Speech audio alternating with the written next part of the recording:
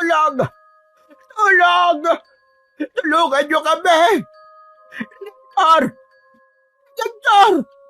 Kung nariyan ka man sa paligid, tulungan mo kami! Hoy, matandang bulag! Huwag mo nang tawagin ang anak ng tokwang yon. Ibigay mo sa akin ang batang yan kung ayaw mong burahin na kita sa mundo.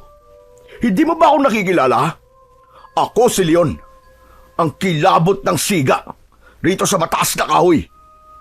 Hindi mo ba nababalitaan kung gaano ako kabagsik, ha? Leon, yung sinasabi nilang may kakayahan magtawag ng mga aswang. Oo, ako nga yun, matandang hunghang. O ano, natatakot ka na ba sa akin? Kung ako sa'yo, bago pa ako magtawag ng mga aswang, ibigay mo na sa akin ang batang yan. Baka hindi mo alam. Papagabi na, oh. Nandito pa tayo sa parte ng baryo na walang ganong dumadaan. Pwede ko rin gawin sa'yo ang kahit na ano, na walang makakakita, maliban sa batang yan. Huwag po. Huwag niyo pong sasaktan si Lola. Kahit di po ako, huwag niyo pong sasaktan. Saka, ano po ba kasi ang kasalanan namin sa inyo? Wala naman po ah.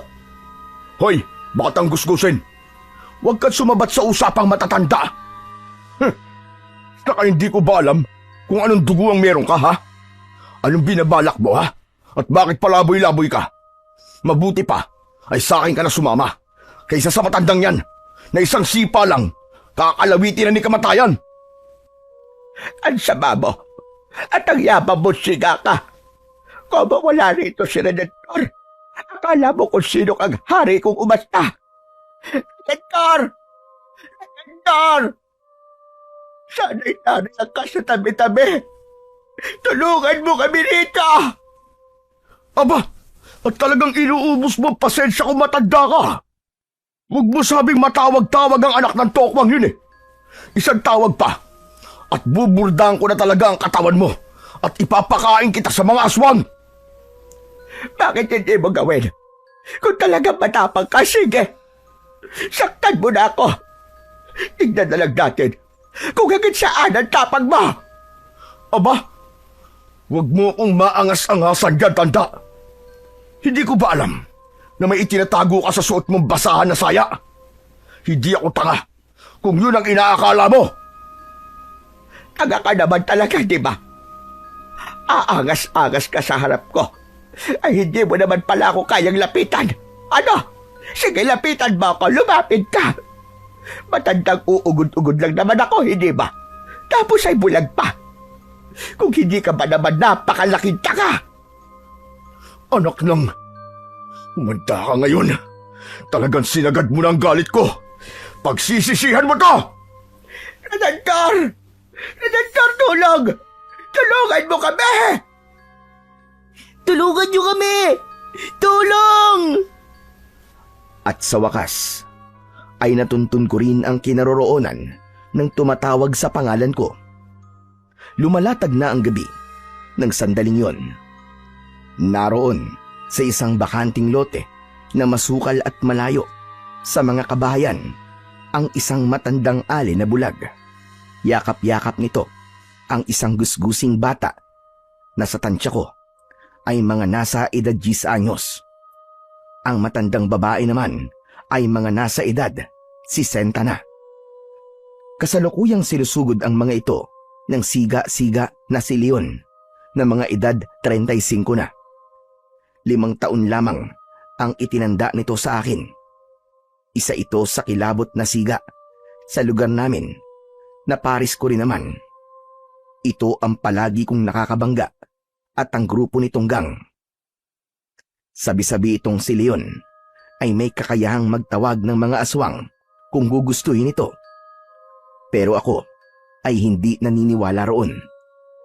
Para sa akin ay gawa-gawa lang ng grupo nito yon para lalong katakutan sila sa mataas na kahoy. Bago pa man may magawang kung ano si Leon sa 2 walang kalaban-laban, ay sinigawan ko na ito. Hoy, Leon! Kung talagang matapang ka, ako ang harapin mo. Para kang babae. Mahihina lang ang kinakaya mo. Lentor! Lentor, ikaw na ba yan? Diyos ko, salamat. At dumating ka rin. Parusahan mo nga ang leon na ito. Akala mo kung sino. Napakayabang. Siya po ba si Redentor? Oo, apo, siya nga. Ipagtatagol niya tayo. Hoy ka rin, anak ng tokwa. Wala akong pakialam sa kahit ano pang sabihin mo sa akin. Huwag kang makialam dito! Paano kung gusto kong makialam? May magagawa ka ba, ha? Kaya mo ko, ha? Kampante kong nilapitan si Leon.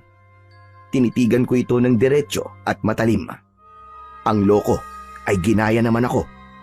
Siga-siga ring lumapit sa akin. May pasinga-singa pa itong nalalaman at padura-dura na akala mo kung sinong walang kinatatakutan. Todo ngisi pa na nang aasar. Nang tuluyang makalapit sa akin, ay dinuro pa ako sabay tulak. Angas mo rin talaga no? Akala mo ba'y natatakot ako sa'yo, ha?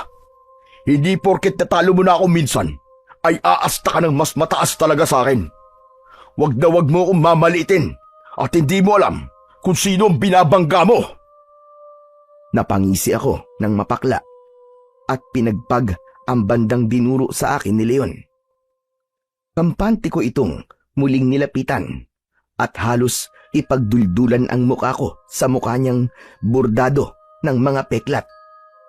Nang hahamon ko siyang tinitigan na may kasama pang panunuya. Walancho, sa itsura mong yan, hindi ko pa ba alam na wala ka naman talagang binatbat? Hindi ko na nga alam kung may espasyo pa ba yan sa mukha mo para sa mga bagong peklat na ibuburda ngayon ng mga kamao ko. Ipinakita ko pa sa pagmumukha niya ang kuyom na kuyom at matigas kong kamao, dahilan para magkislutan ang mga kalamnan niya sa panga na siyempre ay ikinatuwa ko. Abat, anak ng... Ito na ang huling pagkakataon na magagawa mo to sa akin. Sinasabi ko sa'yo, pagsisisihan mo sandaling ito! Hiya! Naglaban kaming muli ng matindi ni Leon ng oras na yon.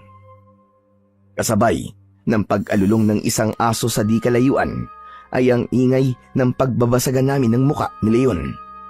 Lakas sa lakas at angas sa angas. Halatang ayaw magpatalo ni Leon at pilit tinatapatan ang lakas kong batak sa pagkakargador at kung ano-anong mabibigat na trabahong pinapasok para lang makaraos sa araw-araw. Wala pang 10 minuto kaming naglalaban ay dinig ko na kagad ang kanyang paghingal. O ano? Kaya mo pa ba? Teka, Leon ka ba talaga, ha? O isa ka lang kuting? Mukha mo! Pero oras na inilabas ko, ang totoong ako, sinisiguro ko sa'yong wala kang panama sa akin. Ah, ganun ba? Bakit kasi hindi mo pa ilabas? Hindi yung ganyang para ka nang iiyak. Buang! Napakayabang mo! Oras na ilabas ko ang totoong pagkatao ko, ay magsisisi ka. Wawak-wakin ko katawan mo! Makikita mo! Aba, di magkawak-waka na tayo ng katawan ngayon din para matapos na agad to. Yan talaga ang gusto ko. Inilabas ko ang tinatago kong bagong lanseta mula sa tagiliran ko. Kumikislap ito sa tama ng liwanag ng buwan na nagsisimula na noong sumikat sa kalangitan. O ito, nakikita mo ba to? Masarap to at hindi naman ako madamot para hindi ipatikim ito sa'yo. Susugudin ko na sana si Leon pero nangungunot ang ilong nitong sininghalan ako at hindi malaman kung susugod pa rin ba o aatras na lang. Bandang huli ay bigla na lang itong kumaripas ng takbo habang nagmumura at umuusal ng pagbabanta. Sinagad mo na ako, Redentor! Humanda ka sa muli kong pakikipagharap sa'yo! At hindi lang ako ang makakalaban mo! Ipatitikim ko sa'yo ang bangis na mga kalahi ko!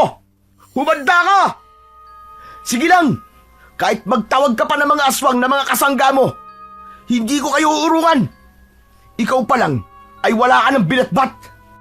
Malamang, mga katulad mo lang din ang hahatakin mo. Mga walang binatbat, mga walang kwenta. Anak ka ng puta talaga.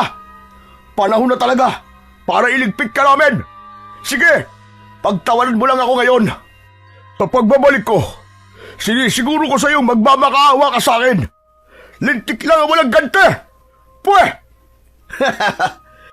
Pwe mong mukha mong bordado ng peklat. Lumayas ka na nga rito. Kung ayaw mo tuluyan na kita ngayon din. At tinangka ko pa talagang habulin ng lanseta ko si Leon.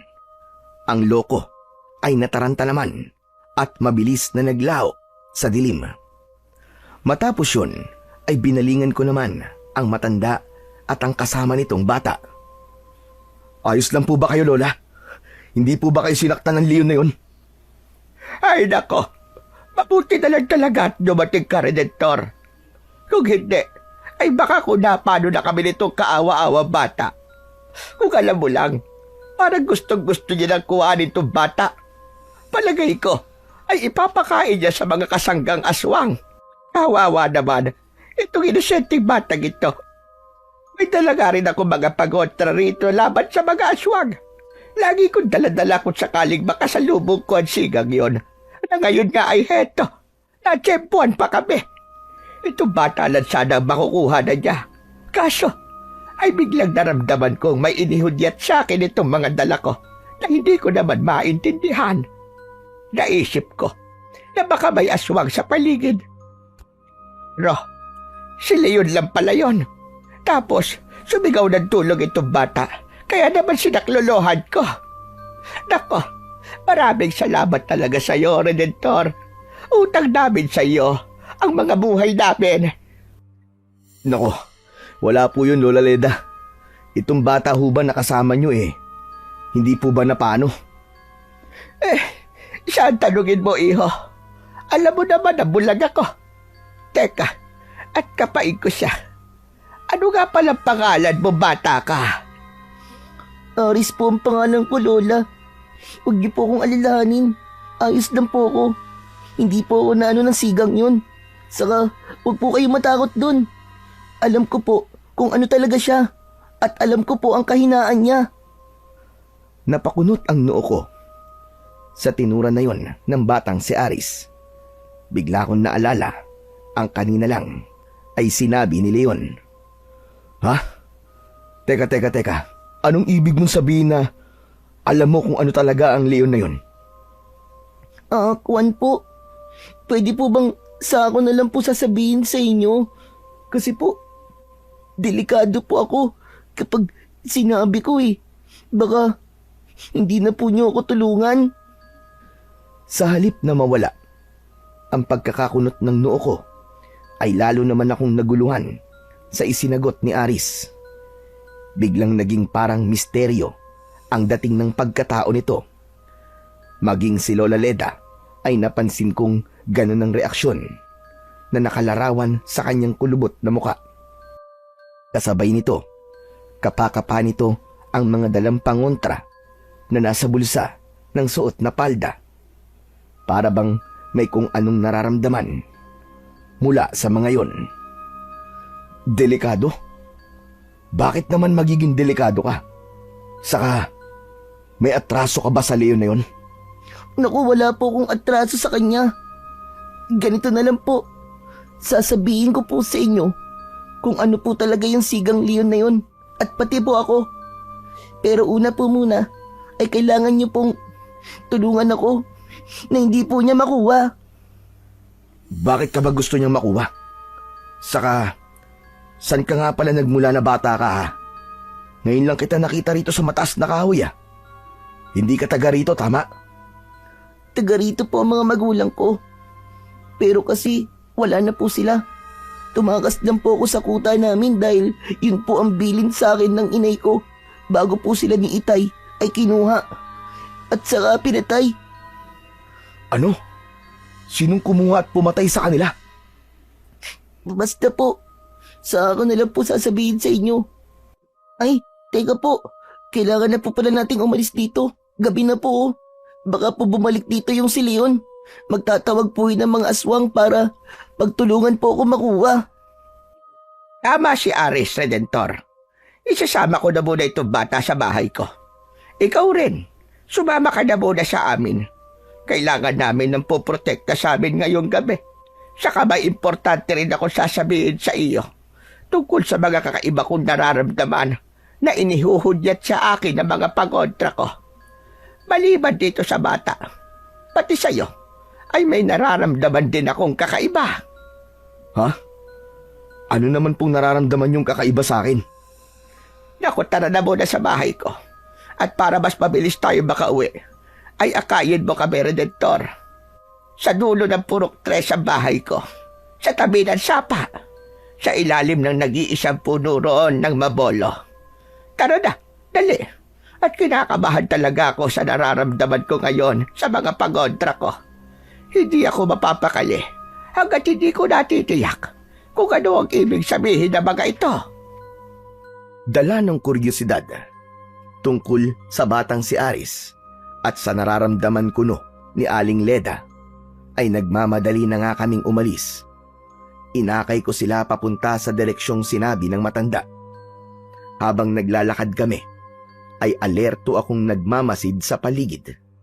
May naririnig pa kaming kung ano-anong kaluskos sa hindi kalayuan. Madilim-dilim sa banda namin dahil medyo malayo pa ang poste ng ilaw sa may kanto. Para bang may mga aninong nag-aabang sa may mga puno sa paligid. Hindi naman nagtagal ay nakarating kami sa bahay ni na Aling Leda. Isa itong luma na kubo. Sa bawat dingding nito ay may mga nakasabit na kung ano-anong mga halamang baging, mga sanga o mga tuyong daon na kahit malayo pa ay naaamoy na ang matapang na amoy ng mga ito. Hula ko ay mga pangontra yon at mga halamang herbal. Agad kaming pinapasok ni Aling Leda sa kubo. Kaagad din siyang nagsindi ng gasera matapos maisarang maigi ang pinto at mga bintana ng bahay. Tumambad sa amin ni Aris ang loob ng bahay na puno rin ng mga nakasabit na kung ano-ano. May mga tirintas pa ng bawang at mga telang salit-salit na kulay pula at itim. Napansin kong si Aris ay parang kinakabahan at sa mga sulok ng mga mata ay naroon ang takot na pilit pinaglalabanan. O siya, bago natin pag-usapan at sinabi ko kanina, Redentor. Diyan lang muna kayo sa salas at magsasaing muna ako saglit. Salo-salo tayong maghahaponan. Ipagtitimpla ko rin muna kayo ng kape at para habang hinihintay niyo ako, ay magkwentuhan muna kayong dalawa. Sige lang po, Lola. May mga itatanong din po ako tuloy dito kay Aris.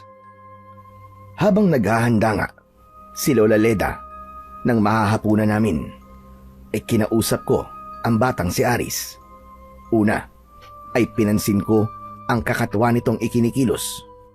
Yung parabang hindi mapakali, palingalinga sa paligid, at parang kinakabahan pa rin. Ayos ka lang ba, ha, Aris? Para kang kinakabahan at di ka mapakali sa pagkakaupo mo, ha? Kuwan po. Tama, nanibago lang po ako siguro. Ngayon lang po ako nakapasok sa ganitong klase ng bahay. Parang nakakatakot po kasi. Ang dami pong mga nakasabit sa dingding. Sigurado ka bang dahil lang sa naninibago ka? Tignan mo nga itsura mo. Namumutla ka na at pinagpapawisan pa. May iniinda ka ba ng sakit, ha? Saglit na napalunok ng laway si Aris habang napapatitig sa akin at habang sinasalat ko ang noo nito.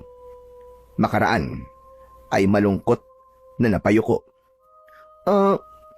Siguro po ay dapat ko na pong sabihin sa inyong tungkol sa akin, Kuya Redentor. Sana po maintindihan niyo ako at huwag niyo po akong papatayin. Malungkot ang pagkakasabi noon ni Aris. Pag-angat muli nito ng muka, ay saka ko napansing lumuluha na pala ang lumalamlam nitong mga mata. Nang sandaling yon, parang biglang nakita ko ang sarili ko kay Aris noong kaedad ko pa lamang ito. Tingin ko rin ay parang hindi nagkakalayo ang kwento ng buhay namin. Napapangiting ginulo ko ang buhok ni Aris at hinaplos-haplos ang ulo. Huwag kang malungkot at umiyak ng ganyan, Aris. Saka, bakit naman kita papatayin? Ano naman ang kasalanan mo sa akin para gawin ko yun sa'yo, di ba? Wala naman, di ba? Muli akong tinitigan ni Aris. Para bang nananansya at binabasa kung ano ang nasa isip ko. Maya-maya pa ay napansin kong biglang namula ang mga mata nito. Saglit lang yon, pero agad ding bumalik sa dati. Sa pagkakabigla ko, ay bahagya akong napaigtad. Uy! Teka! Bakit biglang namula ang mga mata mo? Isa po akong aswang, Kuya Redentor. Mga aswang din po ang mga magulang ko. Saglit akong natigilan doon at napaisip. Tinitigan ko ang batang si Aris sa mga mata. Pero dahil diretso lang itong nakatingin din sa akin, ay mukhang nagsasabi ito ng totoo. At ako, biglang hindi makapaniwala, ay saglit na napatawa na lang. Nagbibiro ka lang, Hindi mo ako matatakot sa mga ganyan-ganyan mo, bata. Walang kahit na anong kinatatakutan ang isang katulad ko. Kuya Redentor, seryoso po ako. Aswang po talaga ako, maniwala kayo. Tumakas po ako sa baluarte namin dahil yung po ang bilin sa akin ng mga magulang ko bago po sila pinatay ng pinuno namin. Sabi po nila, kung hindi raw po ako tatakas, ay kukunin daw po nila ako para gawing alay, para lalong lumakas ang pinuno. Kasalukuyan pong pumapatay ang pinuno namin ng mga mahihinang aswang. At ang puso po nila ay iniaalay sa dinidiyos po nilang demonyo. Mas malakas po ang balik na kapangyarihan sa kanya kapag ang inialay ay puso ng isang batang aswang na hindi pa po nakakapag-anyong aswang na tulad ko po. Ang sabi pa po sa akin nila Inay at Itay ay humingi raw po ako ng tulong sa mga tao at wag na wag daw po sa mga kalahi namin. Gawin ko raw po ang lahat ng paraan para hindi po ako makuha ng pinuno. Saka ayaw ko rin pong maging aswang, Kuya Redentor. Ayoko pong maging masamang halimaw na aswang. Ayoko pong paganahin ng pagkaaswang ko. Tulungan mo ako, Kuya Redentor. Tulungan mo ako. Natigilan na naman ako sa mga nalaman kong yun tungkol sa tunay na pagkatao ni Aris. Wala tuloy sa loob ko na napakapa ako sa palawit ng kwintas na suot ko. Nakatago ito sa suot kong t-shirt na napapatungan ng itim na jacket. Naramdaman ko itong nagiinit pero hindi ko na lang pinansin. Si Aris naman noon ay biglang nagkulay pula na naman ng bagya ang mga mata. Maya-maya pa ay bigla kong naalala si Leon. May lihim nga rin pala itong pagkatao na alam daw ni Aris. Teka, oo nga pala Aris. Si Leon din ba ay isang aswang na kapares mo?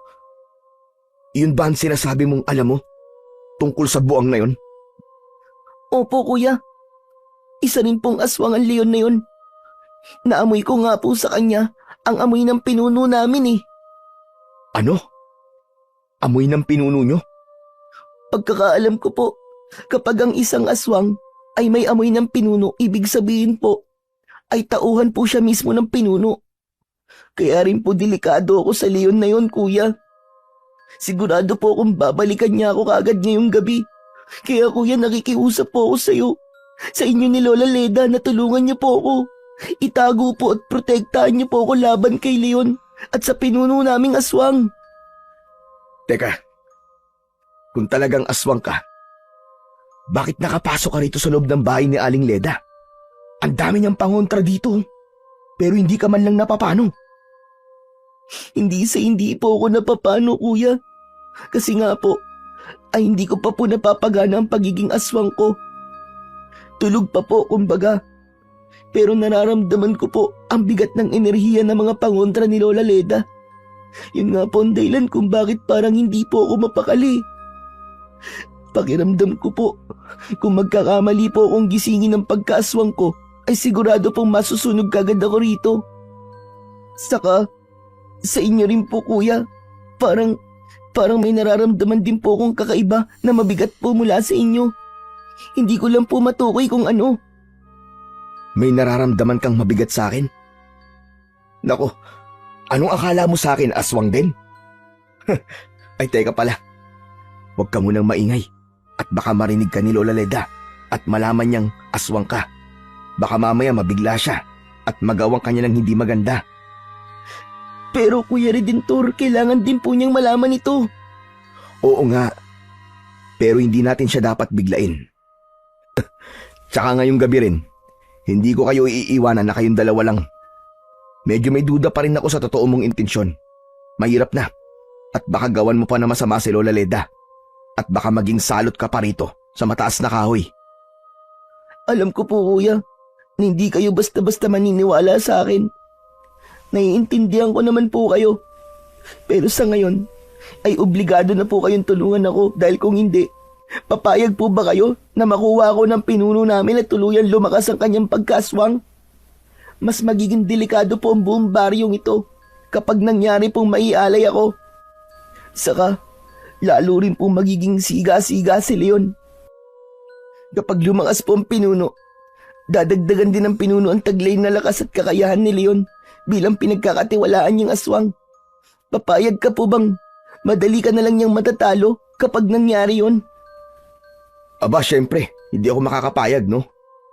Mas gugustuhin kong ako lang ang aastang siga-siga rito. Dahil ang pagkasiga ko ay para naman balanse ng impluensya ng mga mapagsamantalang mamamayan at mga edukado kuno rito. Kung ang Leon na yun ang tuluyang maghahari-haring siga rito, malamang na lalong gugulo ang kaayusan dito. Hindi ako makakapayag na mangyari yon. Mabuti po kung ganun. Pareho po talaga tayo. Ako rin po. Ayokong lalo pang lumakas ang pinuno namin. Saka sabi ko nga po, ayoko na rin pong maging isang aswang. Gusto ko pong mamuhay na tulad din yung mga tao. Nandidiri na po akong makakita at makaamoy ng malansad dugo ng tao. Kaya kung tutulungan niyo po ako ni Lola Leda, ay tutulungan ko rin po kayo na matalo ang pinunong aswang. Kahit pa po sobrang nakakatakot niya. Sa kabilang paghihiganti ko na rin po para sa mga magulang ko. Titirisin ko ang garuno na yon. Ano? Garuno? Sino yon? Biglang tinakpan ni Aris ang bibig ko ng palad niya na ikinagulat ko. Naku, mali pala na nabigkas ko po ang pangalan ng pinunong aswang. Lalo po akong malalagot nito. Ikaw na rin po, Kuya Redentor. Lagot po tayong dalawa. Malamang na natunugan na kaagad ng pinuno namin na may bumigkas ng pangalan niya na isang aswang sa harap ng isang tao. Pareho po tayong hahanapin niya kaagad ngayong gabi. Ibig mo sabihin, yun ang pangalan ng pinuno niyong aswang? Mariing tumango si Aris. Nakalarawan sa mga mata niya ang grabing pagkatakot at pangamba. Opo kuya, yun na nga po. Wag niyo na pong babanggitin ulit ah. Mas paulit-ulit po kasing mababanggit ang pangalan niya ay mas lalo pong tatalas ang pangamoy niya sa atin. Mas madali po niya tayong mahanap. Ngayon pa lang po ay kailangan may gawin na tayo para hindi niya tayo masundan. Pero nandito tayo sa loob ng bahay ni Lola Leda. Natagtad na mga pangontra. Tiwala naman akong malalakas sa mga pangontra dito ni Lola Leda. Hindi na siguro tayo basta-basta masusundan o mapapasok dito ng pinuno nyo. Pero kuya, kabisado rin po yata rito ni Leon. Siguradong ituturo niya rin po itong bahay ni Lola Leda. Baka may alam rin po siyang paraan kung paano mapapasok itong bahay. Naku, oo nga no. Napaisip ako ng malalim ng puntong yon kung saan kami pwedeng pansamantalang magtago kung totoo nga ang mga pinagsasasabi ni Aris. Hindi pa rin talaga ako kampante sa kanya dahil kakakilala ko pa lamang sa kanya. At habang nag-iisip ako, ay siya namang biglang paglitaw ni Aling Leda. Dala-dala nito ang mga ihahaing panghapunan namin. Bigla pang napalis ang masayang pagkakangiti ko nang para bang may kung anong nararamdaman habang itinatapik-tapik ang hawak na tungkod sa sahig. Aba, teka. Bakit ganito ang nararamdaman ko? Redentor! Ares! Nariyan pa ba kayo? Nandito pa po kami, Lola Leda. Bakit po? Ano po bang nararamdaman nyo? At napapakunot pa ang noo nyo? Sandali nga.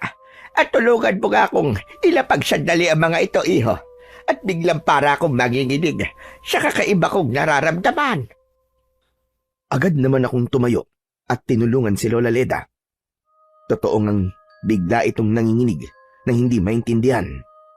Nag-alala tuloy ako at hindi ko maiwasang kabahan ng kaunti. Ayos lang po ba kayo, Lola? Ano po ba kasing nararamdaman ninyo? Naupo muna si Lola Leda. Kinapakaparin muna kami ni Aris bago sumagot. Ewan ko ba? At bakit bigla akong kinabahan sa inyong dalawa? Mas tumindi ang kakaibang nararamdaman ko sa inyong dalawa na inihuhudyat sa akin ng mga pangontra ko sa paligid. Teka, sabihin ko na nga sa inyo ang nararamdaman ko. Ano po bang nararamdaman niyo sa amin? Kay Ares, parang may kakaiba sa pagkatao niya. Isang mabigat na nakatagong enerhiya ang nagmumula sa kanya. Saka parang mas sa kanya nakatuon ang mga pangontra ko. Hindi ko lang masiguro kung masama o mabuting enerhiya ba ang nasa kanya. Diyos ko, bata ka, saan ka ba talaga naggaling at bakit naparito ka sa baryo namin? Ano ba talaga ang pakay mo? At naguguluhan pati ang mga hudyat na natatanggap ko sa mga pangontra ko. Saan ka ba talaga kakampi? Sa liwanag o sa dilim? Makahulugang nagkatinginan kami ni Aris sa mga sinabi ni Lola Leda. Napasenyas pa ako rito. Nasasabihin ko na rin sa matanda ang lihim na ibinunyag nito. Tumangulang naman si Aris. Lola, wag po sana kayong mabibigla, ha? Itong si Aris po kasi ay napag-alaman ko po na mula po sa puwersa ng dilim, pero kakampi po siya ng liwanag. Ano ka ba? Anong ibig mo sabihin, Redentor? Paano galing siya sa puwersa ng dilim? Anak ba siya ng engkanto? Lamang lupa? Imposible. Hindi makakapasok sa bahay ko ang kahit alin sa kanila. Lola Leda, makinig po kayo maigi. Bago po ang lahat, ay pakinggan niyo po sana muna ang lahat ng mga sasabihin namin ni Aris bago po kayo tumugon. Sigurado po ako magugulat kayo, pero ipapaliwanag po namin maigi sa inyo. Ano ba yan? Lalo naman ako kinakabahan sa kung ano man sasabihin ninyo. Pero di bale, nakahanda naman ako dahil narito ako sa baluarte kong kubo. Hinihiling ko na nga lang na sana ay mali ang kung anumang iniisip ko tungkol kay Aris. At sinabi na nga naming lahat kay Lola Leda ang tungkol sa tunay na pagkatao ni Aris. Nakinig naman ng maigi ang matanda at halatang nag-iisip ng malalim. Nakatuon pa ang mukha nito sa direksyon ni Aris na parabang hindi ito bulag. Matapos naming maipaliwanag ang lahat, ay saka lang muling nagsalita si Lola Leda. Ngunit bago nagsalita, ay inihampas muna nito ng malakas ang tungkod sa ilalim ng lamesang pinagsasaluhan namin. Napakislot pa kami pareho ni Aris. Si Aris naman ay parang kinabahan pa at napansin ko na namang sandaling nagkulay pula ang mga mata. Diyos ko, totoo ang isa kang aswang na bata ka. Bakit nga pala hindi ko to naisip gawin kagad kaninang kaharap pa natin si Leon? Di sana ay alam ko na kagad na aswang ka, Aris. Nalaman po ninyo sa pamamagitan lang po ng tungkod po ninyo? Oo, itong tungkod ko kasi ay minsan kong ibinaban sa pagontrang langis at dinasalan ko rin para magsilbing tulong sa akin na malaman kung masasamang elemento o aswang ang nasa paligid ko na hindi ko nakikita. Isang hampas ko lang dito ay kaiinisan na ng mga aswang o masasamang elemento. Ang katawan nila ay tutugon kagad sa pamamagitan ng kagustuhang magpalit ng anyo. Ngayon mismo ay naramdaman ko yon sa iyo, Aris. Tama ba ko, iho, na gusto mo sanang mag-anyong aswang? Lola Leda, napansin ko pong sandaling biglang namula ang mga mata ni Aris. Kung ganon, ay totoo ngang kampon siya ng dilim. Pero naramdaman ko rin malakas ang pagpipigil niya at ayaw ilabas ang totoo niyang katauhan. Naku, huwag niyo na pong uulitin yan, Lola Leda. Gabi pa naman po ngayon. Hindi po pwedeng magising ang pagkaswang ko.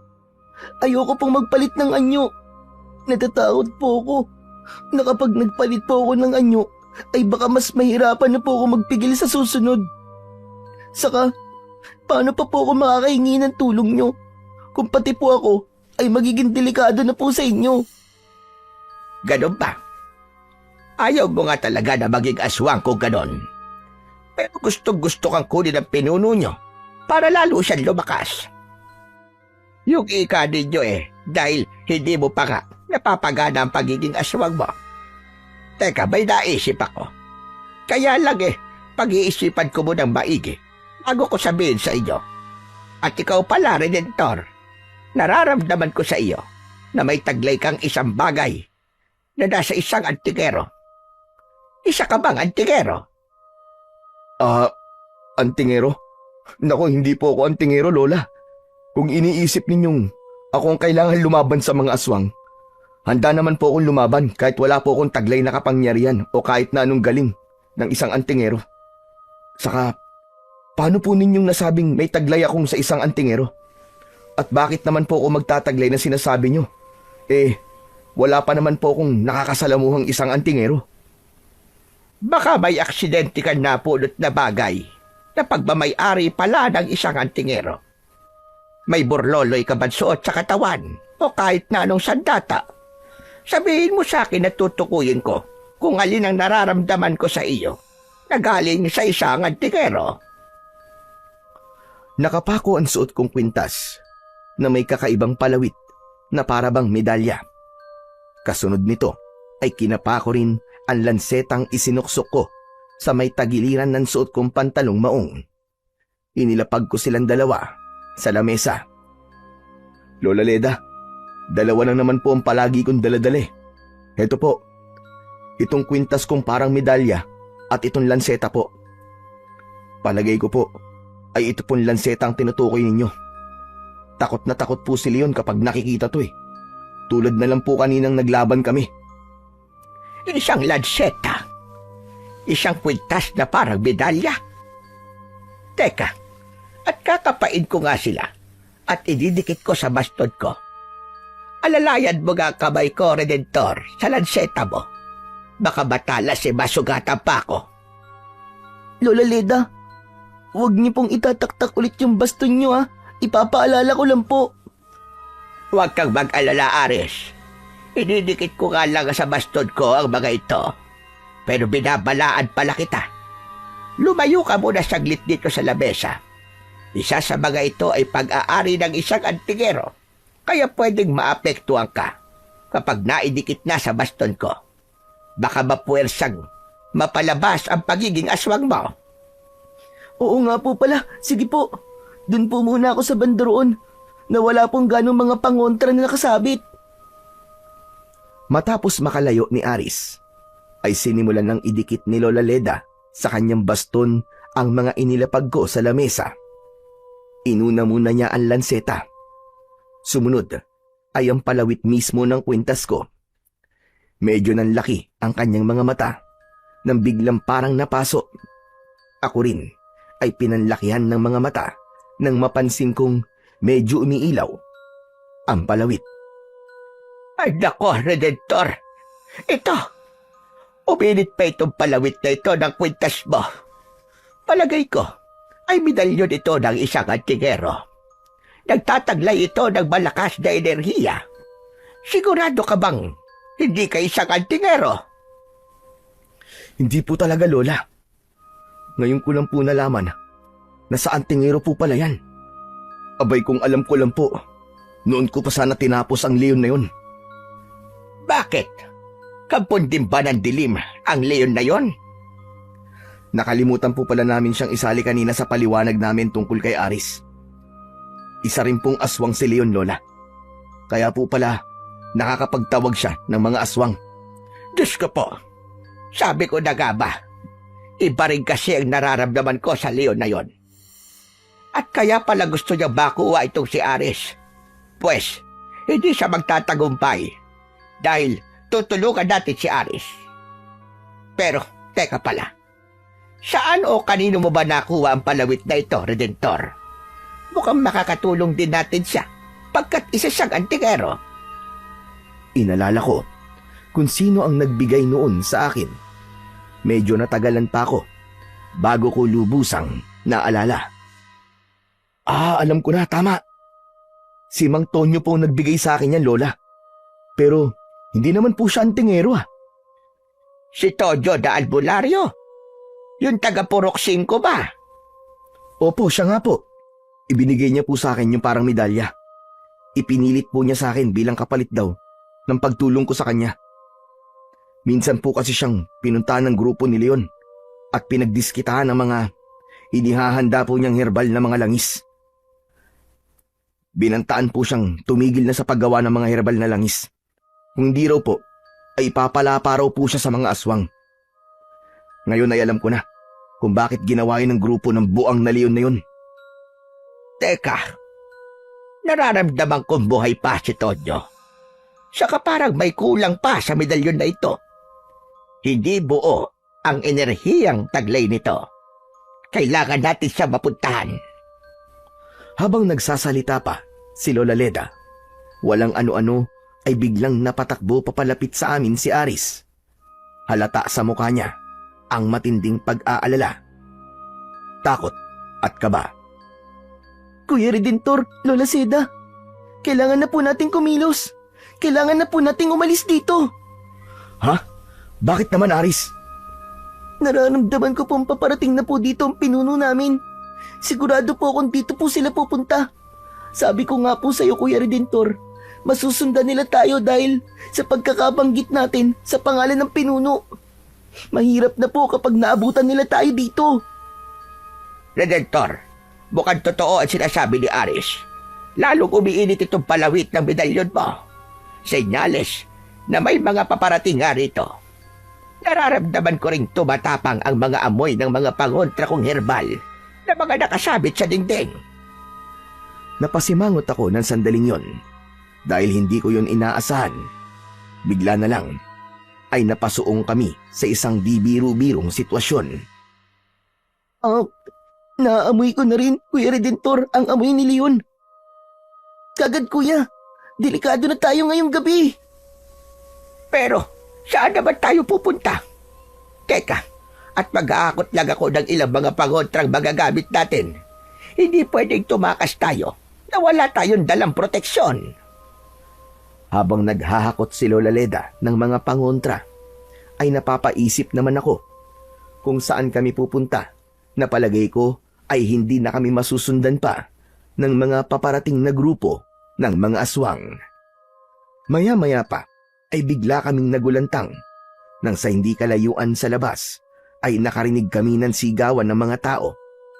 Malamang na namataan na nila ang paparating na mga aswang. Binabalaan nila ang mga tao na wag nang lalabas pa ng kani-kanilang mga bahay at magsipaghanda raw sila ng mga pangontra at panlaban. Ayun na nga sila, Kuya Redentor. Lola Leda, tara na po tumakas. Diyos ko po, nakakatakot at nakakakaba naman ito. Ano na, Redentor? Saan tayo pupunta ngayon? Alam ko na kung saan tayo pupunta. Aris, alalayan mo si Lola Leda. Sumunod kayo sa akin. Hindi, ikaw na lang ang umalay sa akin, Redentor. May mga dala kong mga pangontra. Baka kung masaling ni Aris, ay magigising ang pagkaaswang niya. Oo nga pala. Sa likod nyo na lang po ako, Kuya Redentor. Sasabihan ko po kayo kapag naramdaman ko pong may aswang sa paligid natin na malapit na po sa atin. Ganun na nga ang ginawa namin. Kami ni Lola Leda ang nagpatiuna at si Aris sa likuran namin. Siyempre, habang naglalakad kami papalayo sa kubo ni Lola Leda, ay pasimple kong nililingon-lingon si Aris. Medyo duda pa rin ako sa kanya. Kung sakali ay may naisip na akong panlaban sa kanya. Noon ay suot ko na ulit ang medalyon ko na tulad nga ng sabi ni Lola Leda ay umiinit pa rin. Ang lanseta ko ay nasa may tagiliran ko na ulit. Ito ang gagamitin ko kay Aris kung sakali. Sa Purok 5 ng mataas na kahoy kami nagpunta. Sa bahay ni Mang Tonyo na albularyo. Ang dulo nito kung saan naroon ang bahay ng albularyo ay katabi na ng gubat. Malapit na kami sa bahay ni Mang Tonyo nang biglang matigilan si Lola Leda. Teka muna sandali, Redentor. Parang may naaamoy akong mga herbal na halaman sa paligid. Parang pamilyar sa akin ito. Nandito na tayo kina Tonyo. Opo, Lola. Siya po talaga ang unang-unang naisip kong puntahan. Bahay ng isa pang albularyo na katulad nyo. Para may protection din po tayo maliban dyan sa mga daladala nyo. Siguro po naman ligtas tayo rito. Paano naman si Ares? Baka hindi siya papasukin ni Tonyo kapag naramdaman niyang aswang din ang bata. Teka po pala, Kuya Redentor. Parang wala naman po yatang tao sa loob ng bahay. Kung meron po, bakit wala po nakasinding ilaw sa loob? Teka. Oo nga no. Pero bukas naman ang pinto ng bahay. Baka nasa loob lang si Mang Tonyo. Baka nakaidlip lang. Ay hindi, Redentor. Ang mga albularyo, kapag ganitong may paparating na mga aswang ay naaalerto kagad ng mga herbal namin pangontra. Oo nga, at naaamoy ko mga herbal ni Tonyo. Pero hindi ibig sabihin ay nariyan pa siya. At hindi kailanman iniiwan ng isang albularyo ang pinto ng kanyang bahay na nakabukas. Malamang, wala nga riyan si Tonyo. Saka hindi rin tayo pwedeng basta nalang pumasok ng ganyang nakabukas nga. Hindi maganda ang ibig sabihin yan. Malalim akong napaisip doon. Wala akong kaalam-alam sa mga ganung bagay tungkol sa mga albularyo. Matagal ko na rin namang kilala si Mang Tonyo, pero wala man lang sinasabi sa akin tungkol sa pagiging albularyo niya. Habang nag-iisip ako kung saang posibleng nagpunta si Mang Tonyo, walang ano-ano ay may itinuro sa akin ang batang si Aris. Ay, Kuya Redentor, parang may anino po akong nakitang tumakbo papalayo sa likuran po ng bahay. Ayun po, Kuya, tignan mo, dali! Ha? Teka, parang anino ni Mang Tonyo yun. Tara, sundan natin. Mang Tonyo! Mang Tonyo, saan po kayo pupunta? Si Redentor po ito, Mang Tonyo! Saglit akong nilingon ng anino ni Mang Tonyo. Medyo natigilan pa at nagdalawang isip kung babalikan ba ako o itutuloy ang pag-alis. Sa huli, ay itinuloy nito ang pag-alis. Ang direksyong tinahak ay papasok sa gubat. Doon ko naman biglang naalala na madalas pumasok sa gubat ang matanda.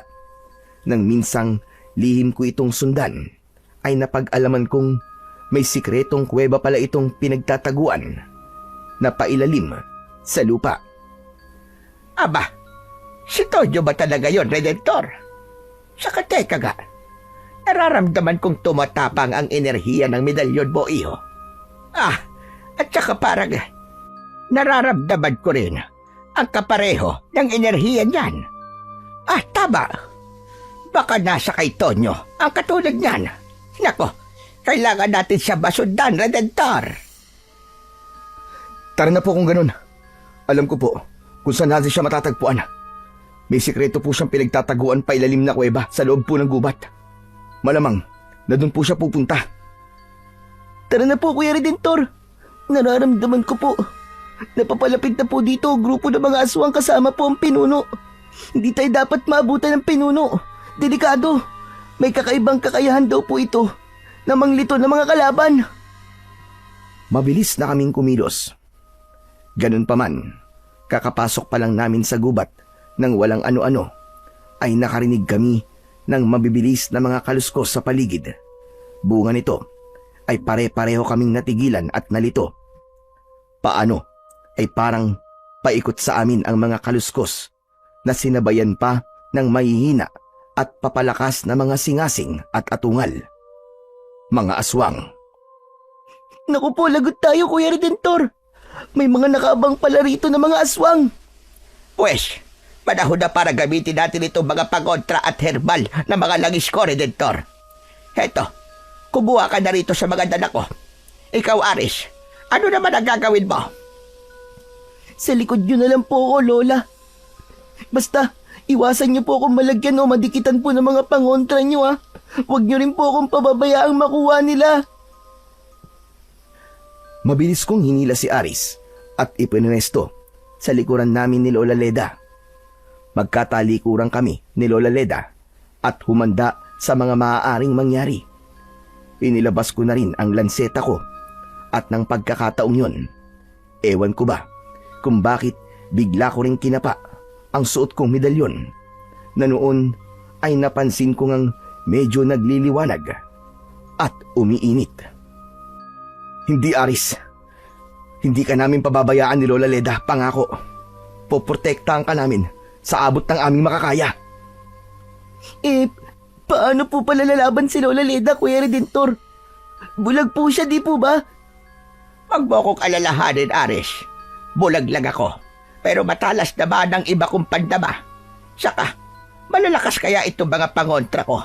Hindi mo ba nararamdaman? Maya-maya pa, mula sa isang banda, ay lumitaw ang isang figurang pamilyar sa akin. Si Leon.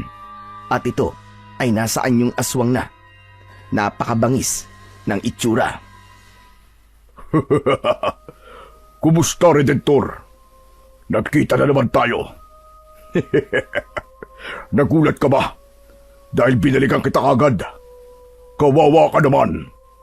Hayang kasi, sinagad mo ko eh. Katapusan mo ng anak ng tokwa ka. Mga kalahi, sugurin ang buwang na yan. Pero teka pala, sandali. Nasaan nga pala si Aris? Naramdaman kong maigpit na nakakapit sa akin si Aris. Dama ko ang takot niya ng mga sandaling yon. Paliligtasin pala kita ngayon, Redentor. Madali lang naman akong kausap eh. Ibigay mo lang sa akin ang bata. Hindi! Hindi mo makukuha mula sa mga kamay ko ang batang to. Magkakamatayan muna tayong dalawa bago mo siya makuha. Yun ay kung kakayanin mo ko. Aba, ang tigas mo rin alo. Hindi mo ba nakikita mga kasama ko?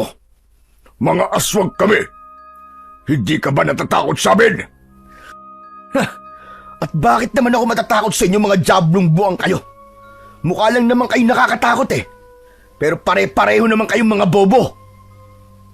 Mga bobo pala. Mga kalahi, umanda kayo. Pagtulungan niyo ang mayabang na sigang yan. Sa puntong ito, ay biglang may ibinulong sa akin si Lola Leda. Ni hindi man lang kababakasan ng takot ang ekspresyon ng mukha nito. Sa halip ay kampante lang ito at parang medyo galit. Sigurado kong hindi nila tayo basta-basta malalapitan, Redentor. Si Aris ang alas natin. Dati ko pa itong naisip. Pwede natin gawin pain si Aris sa kanila. Ho? Paano pong pain? Bantaan mo ang leon na yan. Nagigisingin natin ang pagkaaswang ni Aris kapag tinangka nila tayong kantiin. Tandaan mo, gusto siyang makuha ng pinuno nila dahil hindi pa niya napapagana ang pagiging aswang. Sigurado kong hindi sila magpapadalos-dalos dahil kay Aris.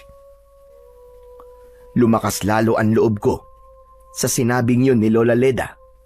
Kaya naman, sinagot kong muli si Leon. Nakangisi ko siyang tinitigan. O ano, Leon? Puro ka lang pala pagbabantay. Bakit hindi niyo pa kami sugurin? Sobrang takot na takot ka sa akin, ano? Utot mo. Kami na di hamak na mas marami kumpara sa inyong dalawa lang. At bulag pa ang kasama mong matandang yan. Matatakot. Kayo ang mas dapat na matakot. Kaya kung ako sa'yo, ibigay mo na sa akin ang batang yan. Dahil ang batang yan ay... ibigay mo na sa akin ang batang yan. At hahayaan pa kitang mabuhay sa gabing ito, Redentor. Ano akala mo sa akin, tanga? Na madali mo lang mauuto? Utot mo, Blue! Ginagalit mo talaga ako. Pues, ako mismo ang wawakwak sa katawan mong tokwa ka. Aktong susugurin na nga sana ako ni Leon na sinundan pa ng mga kasama nitong aswang. Nanggigigil ang mga daliri nito na may matatalas na mga kuko.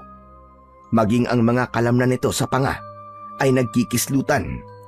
Todo tulo rin ang malapot nitong laway na nagmumula sa maumbok nitong bunganga, natadtad ng matutulis na mga pangil. Nang grabing dadambay na sana ako ni Leon, ay bigla naman itong natigilan nang hilahin ko si Aris at iniharap sa kanya. Sige, subukan mo. Dambayin mo ako at gigisingin ko ang pagkaswang ng batang ito. Ano? Papalag ka? Wag! Wag, Kuya Redentor! Huwag niyo pong gigisingin ang pagkaswang ko! Ayoko po!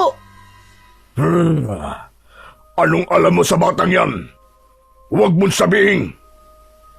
Hindi na ituloy ni Leon ang pagsasalita. Pagkat sinamantala ni Lola Leda na sabuyan ito ng mga pangontrang langis.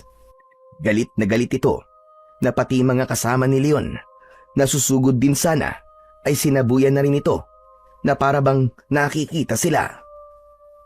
Masunog kayo mga aswang kayo. Lalo ka ng leon ka. Mga salot kayo sa baryo namin. Hindi ko kayo titigilan hanggat hindi nyo kami tinatantanan. Dahil sa ginawang yun ni Lola Leda, ay biglang nagsiusok ang mga katawan ni na Leon at ang mga kasama nito. Grabing nasunog ang kanilang mga balat. Takot na kagad na napaatras sa mga ito. Si Leon ay nagbabanta pa at galit na galit. Anak ng putya kang bulag kang matanda ka. Pagbabayaran mo ang ginawa mong ito sa amin. Hindi pa ito ang huli nating pagkaharap. At talagang ang pinuno ang gusto niyong makaharap, ha? Pues, makakarating to kagad sa pinuno namin. Narito lang din siya ngayong gabi para pulbusin kayong dalawa ni Redentor. Tumahimik ka.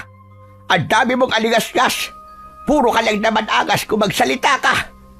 Pero saksakan ka naman pala ng ampawang utak.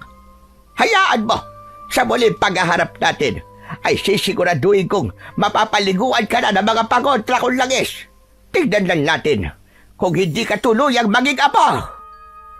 Mga kasama, tara na. Iparating natin ito kagad kay pinuno. Nanggigigil ako sa matandang bulag na yan. Matitikman niya ang bangis ko. Sa muli natin pakikipagharap sa kanila. Mabilis nang umalis si Leon at ang mga alipores nito. At pagkaalis nila, ay saka naman bumigay ang kanina pa nararamdamang kaba ni na Aris at Lola Leda. Pinipigilan lang pala ng mga ito. Diyos ko mahabagin langit. Salamat naman at umalis na sila. Akala ko talaga'y katapusan na natin. Redentor, mabuti na lang talaga. At kasama natin itong si Aris. Kung hindi pala, ay katapusan na natin pareho. Si Aris naman ay napansin kong napasimangot na palipat-lipat kaming minamataan ni Lola Leda. May balak po pala kayo sa akin. Balak niyo po palang gisingin ang pagkaswang ko. Akala ko po ba itutulungan niyo ako? Bahagya akong lumuhod para tapatan ang taas ni Aris. Hinawakan ko rin siya sa magkabila ang balikat. Ano ka ba, Aris? Hindi totoong palalabasin namin ang pagkaswang mo. Banta lang namin yun kina Leon at sa mga kasama niyang aswang. Yung kasi ang naisip namin ni Lola Leda para hindi tayo sugurin ng Leon na yun. Pero hindi ako pinakinggan ni Aris. Galit na tinabig nito ang mga kamay ko at umaktong tatakbo palayo. Hindi! Nararamdaman kong tototohanin niyo pa rin yun. Sinira niyo ang tiwala ko sa inyo, Kuya Redentor. Mabuti pa nga siguro. Nakuha na lang ako ni Garuno. Total, ay gigisingin niyo rin pala ang pagkaswang ko. At sama mo, Kuya Redentor. At sama mo rin, Lola Leda. At samahan yung dalawa. Agad na bumira ng takbo si Aris. Tinangka ko pa siyang habulin. Pero nagulat na lang ako sa bilis niyang tumakbo papalayo. Aris! Aris, teka! Bumalik ka rito! Aris! Noon ay tinapik ako ni Lola Leda sa balikat. Patawad. Patawad, Redentor. Mali nga yata ang nagawa natin. Naiintindihan ko ang pagtatampo ni Aris. Pero ngayon ko rin napagtanto na importanteng hindi siya makuha ng pinuno ng mga aswang. Yung ano nga ulit ang pangalan ng kanilang pinuno? Hindi po dapat binibigkas ang pangalan ng kanilang pinuno, Lola. Masusundan po niya kung nasaan po tayo ngayon. Ganun ba? Pero nabanggit siya kanina ni Aris, hindi ba? Mabuti pa isundan mo si Aris. Hanapin mo siya, Redentor. Mahirap na kapag nakuha siya ng mga aswang. Pero paano po kayo, Lola Leda? Kailangan maidala ko muna kayo sa pinagtataguang kuweba ni Mang Tonyo. Malapit na ba tayo roon? Opo, malapit na po tayo. Mabuti pa po ay madaliin na po natin ang paglalakad. Hindi rin po pwedeng manatili pa tayo rito at delikado po. O siya, sige, tara na. At kailangan mo pang hanapin si Aris. Diyos ko naman, naging padalos-dalos pala tayo kanina. Naligtasan nga natin ang leon na yon at ang mga alipores niya. Pero si Aris naman ngayon itong humiwalay sa atin. Ano ba yan? Mabilis kaming kumilos ni Lola Leda. Ang nagsisilbi lang naming ilaw sa masukal na kagubatan ay ang medalyon kong hindi pa rin tumitigil sa pag-ilaw. Patuloy pa rin itong umiinit sa paraang nakapagtatakang hindi naman ako napapaso. At para naman mas lumiwanag pa, ay tuluyang ko na itong inilabas mula sa loob ng damit ko. At gano'n na lang ang pagkagulat ko. Nang pagkalantad nito ay naglabas ito ng isang sinag na parabang sa flashlight at nakaturo sa isang direksyon. Ang mas ikinagulat ko, ang direksyong inilawan nito ay mismong papunta sa tagong kuweba ni Mang Tonyo. Mga ilang di pa na lang ang layo nito sa amin. Lola Leda, ito na pala ang sikretong kuweba ni Mang Tonyo. Ilang di pa na lang po ang lalakarin natin. Itinuturo po sa akin to ng medalyon ko sa pamamagitan po ng isang sinag. Ganun pa. Mabuti na ba kung ganun? Pero teka, naririnig mo ba ang mga kaluskos na naririnig ko sa paligid, Redentor? Diyos ko, kinakabahan ako. May aswang pa yatang nagpaiwan sa paligid. Alerto ka lang, iho. Sa isang banda ay may nakita kong parang biglang gumalaw sa damuhan sa mismong kinatatayuan namin ni Lola Leda. At bago pa ako makakilos, walang ano-ano, ay bigla na lang kaming bumulusok pa ilalim. Pareho kaming napasigaw sa pagkagulat. Bumagsak kami sa isang bagay na malambot. Pakiramdam ko ay tumpok ng dayami. Naaamoy ko pa kasi ang sariwa nitong amoy. Mukhang kakakuha lang sa bukid. Sa itaas naman namin ay napansin kong may muling nagsara. Agad kong iginala ang aking paningin. Napansin kong may nakasinding mga sulo na nakasabit sa dingding na lupa. Habang iginagala ko ang paningin ko, ay inaalalayan ko si Lola Leda sa pag-upo. Napansin ko na sumambulat ang laman ng parang sakong bitbit niya na naglalaman ng mga hinakot niyang pangontra. Dahil malambot ang nilapagan namin, mabuti na lamang at walang nabasag sa aling mga botelya. Ayos lang po ba kayo, Lola Leda? Hindi po ba kayo napano? Baka nabalian na po kayo. Ayos lang naman ako, iho. Pero teka, nasa naman tayo? Bakit amoy dayami rito? Saan ba tayo nahulog? Hindi kaya patibog itong pinaghulugan natin? Diyos ko pa. At at lalo pang napasingot-singot sa paligid si Lola Leda para itong may hinahanap na amoy sa ere. Bakit parang may naaamoy akong herbal sa paligid, Redentor? Nasaan ba talaga tayo? Hindi ko rin po alam, Lola. Pero maraming nakasinding sulu sa paligid. Para pong nasa loob po tayo ng isang kuweba. Aba teka, baka po. At bago ko pa maituloy ang pagsasalita, sa isang banda ng malaking butas na kasya ang isang tao, ay napansin kong may bulto ng isang lalaki na nakatayo roon. Parang buka na yun o pasadyang pintuan. Inaninaw ko ang kanyang itsura at ganun na lang ang panlalaki ng mga mata ko nang makilala ko kung sino yun. Mang Tonyo? Mang Tonyo, kayo po ba yan? Nagsimulang maglakad papalapit sa amin si Mang Tonyo. Malayo na ito sa dating itsura nito. Mahaba ang ubaning buhok na hanggang bewang. Pati balbas nito ay kulay puti na rin. Ay umabot na rin ang tubo hanggang sa kanyang bewang. May hawak itong tungkod na kulay puti rin. May suot itong medalyon na tulad ng suot ko. Umiilaw rin yon sa tapat ng dibdib nito. Kahit matanda na, ay matikas pa rin naman ang tindig ni Mang Tonyo. At bakas pa rin sa kulubot na muka ang taglay na kagwapuhan. Mabutit napadpad kayo rito sa gubat, Redentor. Malamang ay inakay kayo ng suot mong medalyon na bigay ko sa iyo. Naglabasa na naman ang mga aswang sa baryo at may hinahanap silang isang batang lalaki na hindi pa nagigising ang pagkaswang. Naramdaman ko ring susundan sana kayo ng pinuno ng mga aswang. Mabuti na lamang at natapat kayo sa isa pang sikretong daanan nitong kuweba ko sa ilalim. Kung hindi, ay malamang na matutuntun na kayo ng tusong pinuno ng mga aswang.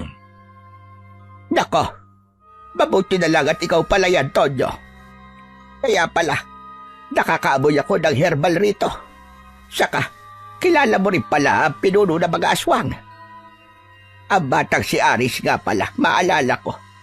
Kailangan namin siya mabawi ulit, Tonyo.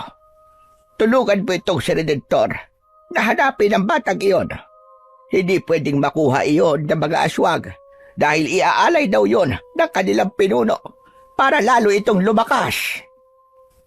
Hindi nyo na siya kailangang hanapin pa, Leda. Ano ka ba? At bakit naman, Tonyo? Importante sa atin ang batang iyon. Iyon ang magagamit natin laban sa mga aswang. Hindi nyo na siya kailangang hanapin dahil narito na siya sa kuweba ko, Leda. Natsempuan ko siya bandang una habang nagmamasid-basid ako sa paligid ditong kuweba. Bago kayo napadpad dito, naramdaman kong isa siyang aswang na hindi pa aktibo ang pagkaaswang.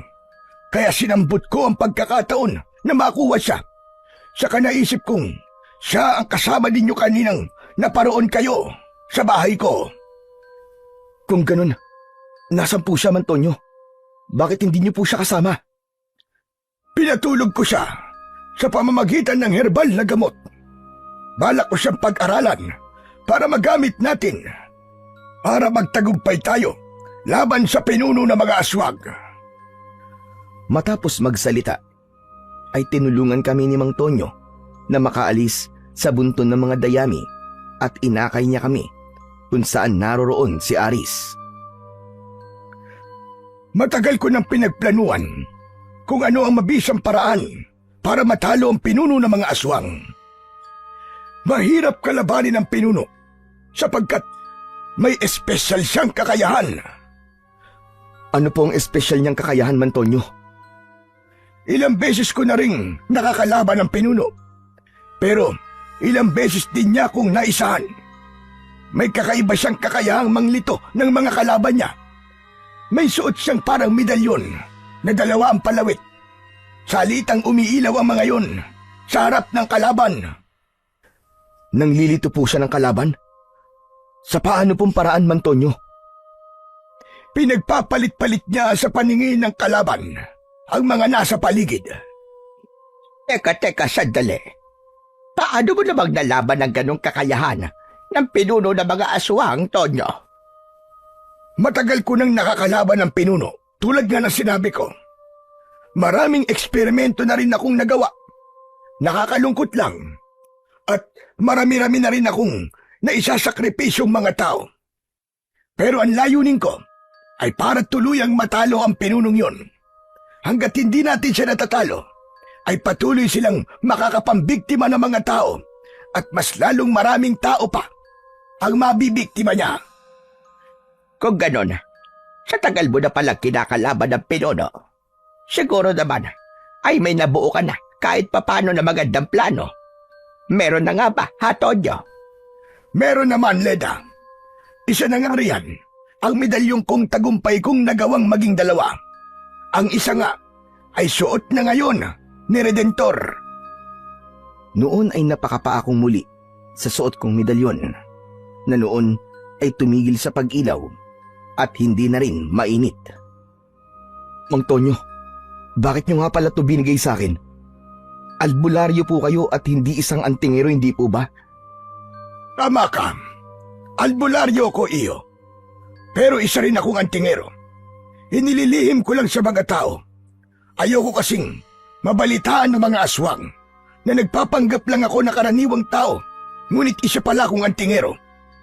Pero mula nang malaman ng pinunong aswang ang totoo kong papel, ay naging patago-tago na ako.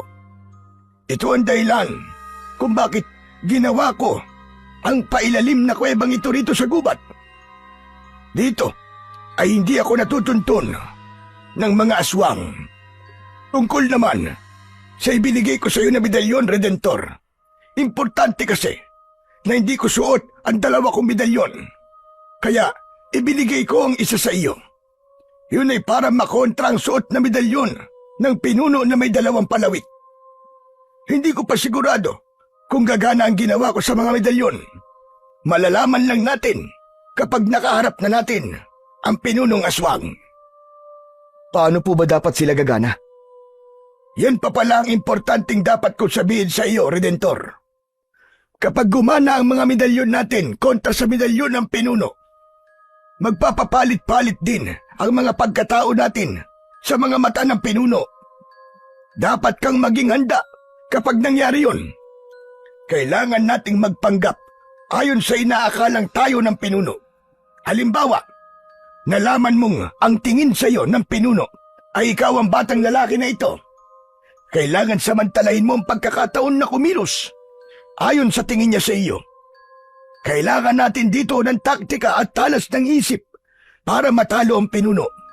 Gagayahin ng mga medalyon natin ang kakayahan ng medalyon ng pinuno. Nakukuha mo ba, Redentor? Ganun po pala. Paano naman po kung ang tingin sa akin ng pinuno ay ako si Lola Leda? Mas mabuti kung ganun. Iisipin ng pinuno na madali ka lang niyang matatalo. At teka pala, kailangan pala kitang bigyan ng mga sandatang magagamit mo laban sa mga aswang at sa pinuno mismo. Mukhang wala kang kadaladala na kahit isang sandata man lang. Hindi uubra na ang pagiging siga mo lang ang gagamitin mo. Ibang level na ang pinuno. Nako, may bagong lanseta po ako rito, Mantonyo. Ito po, gawa po sa pilak. Takot na takot nga po si Leon na isa po palang aswang kapag nakikita to. Aba, ayos pala yan. Kinatatakutan talaga ng mga aswang ang kahit na anong sandata na gawa sa pilak. Kapag itinarak mo yan sa puso nila, ay tiyak ang kamatayan nila. Yan lang pala ay sapat na. Pero bibigyan pa rin kita ng ibang magagamit mo. Ako ba, Tonyo? Hindi mo bibigyan ng sandata. Hindi porket bulag ako, ay wala na akong kakayahang makipaglaban sa mga aswang. Siyempre ay bibigyan din kita, Leda. Saka alam ko rin namang isa kang mahusay na albularya at herbalista. Isa pa, ay kailangan namin ng presensya mo para panlito sa pinuno ng mga aswang. Siyempre, lahat tayo ay may papel rito, Tonyo. At hindi rin talaga ako makapapayag na lumakas palalo ang kampo ng mga aswang. Galit ako sa mga katulad ni Leon Naswag na nga ay siga-siga pa sa baryo. Hindi katulad nito si Redentor na inilulugar ang pagkasiga niya. At siya nga pala. Biglang natigilan sa pagsasalita si Lola Leda. Nang walang ano-ano ay nakarinig kami ng kakaibang ugong na nagmumula sa may ulunan namin. Halo-halong mga singasing, atungal at mga kaluskos ang naririnig namin. Noon ko napagtantong nasa ilalim nga talaga kami ng lupa. Kasabay pa nito ay napansin namin ni Mang Tonyo na umiilaw ang mga suot naming medalyon. Umiinit din pati. Si Lola Leda naman ay napakapa sa mga dala niyang pangontra. Huwag mo na kayong gagawa ng kahit na anong ingay, Redentor, Leda. Nasa tapat ng kuweba ko, ang pinuno, kasama ang mga alipores ng aswang. Nararamdaman kong may binabalak ang pinuno. Kasalukuyan niyang pinapagana ang medalyon niyang pang-aswang. Kayo ni Redentor, Tonyo. Hindi ba niyo pagaganahin ang mga medalyon ninyo? Papahin mo lang ang medalyon mo, Redentor. Pakiramdaman mo lang at sundin mo kung ano bang ibinulong sa isip mo. Alam kong ilang ulit mo nang naranasang parang may nag-uutos sa iyong isip, ngunit hindi mo lang alam. Kaya ngayon ay sinasabi ko na sa iyo kung paano yan gumagana. Naalala ko ang mga karanasan kong yun, lalo na kapag napapaharap ako kay Leon. Hindi ko alam na yun na pala yun. Gumagana na pala noon pa sa akin ang medalyon. Nang muli kong kapain ang medalyon, ay sakto namang parang bigla kong naisip si Aris. Parang may kusang nagsasabi sa isip ko. Nalapitan kagad si Aris bago pa man ito magising. Ngunit bago ko pa man malapitan si Aris, ay saka naman agad nagdilat ng mga mata ang bata. Pagkatapos, ay ako pa kagad ang nakita. Napasimangot ang mukha nito at mabilis na bumangon. Ikaw na naman, Kuya Redentor. Nakakainis. Nasaan ba ako? At bakit kayo nandito ni Lola Leda? Kayo po, matandang ubanin. Sino po ba kayo? Bakit niyo po ako dinala rito? Kalagan niyo ako. Wala akong tiwala sa inyo. Nararamdaman ko ang pinuno sa paligid. Kalagan niyo ako rito. Kung ayaw niyong tawagin ko siya. Garo! Bago pa man mabigkas ni Aris ang pangalan ng pinunong aswang, ay mabilis ko kagad na tinakpan ang bibig niya at para hindi na rin siya makagawa pa ng anumang ingay. Medyo matinis pa naman ang kanyang boses. Nang puntong ang yon, ay malamang na narinig ng mga aswang si Aris. Bigla kasing lumakas lalo ang kanilang pag-iingay sa itaas ng kuweba, kasabay ng sabay-sabay nilang pagpadyak sa lupa. Ano pat nagsimulang maglaglagan mula sa itaas ang ilang maliliit na mga bato at tipak ng lupa. Naku, bago pa gumuho tong kuweba, Mantonyo, mukhang kailangan na po natin lumabas. Mahirap pong makulong tayo dito at matabunan dito sa loob. Tama ka, Redentor. Kailangan na nga natin lumabas. Magsipaganda kayo. Leda, humanda ka. Ako ang aakay sa isa palabas. Ikaw naman, Redentor. Ikaw na ang bahala sa batang yan. Tandaan mo, hindi dapat makuha ng pinuno yan. Tandaan mo rin, Redentor. Malaking alas natin niyang si Aris. Alam mo na kung anong dapat na gawin sa kanya kapag napaharap tayo sa mahirap na sitwasyon. Si Aris naman noon ay nagpupumiglas at sinisikap sumigaw kahit todo ang pagkakatakip ko sa bibig niya. Aris, ano ba, tumigil ka? Hindi ka namin ipapahamak kung yun pa rin ang iniisip mo. May ibang paraan kaming naisip ni Mantonyo laban sa pinuno. Pareho kaming may mga medalyon. Tulong-tulong tayo rito. Lahat tayo ay may kanya-kanyang papel. Ngunit lalong nagpumiglas si Aris na para bang ayaw na ayaw niyang madikit sa akin. Maya-maya pa ay ibinuhos niya ang buong lakas at mapuwersang kinagat ako sa kamay. Todo pigil akong napaigik na lamang para hindi makalika ng ingay. Natanggal ang kamay ko sa pagkakatakip sa bibig ni Aris. Lumayo ka sa akin, Kuya Redentor! Nasasagi ko ang lanseta mo. Ang init sa pakiramdam.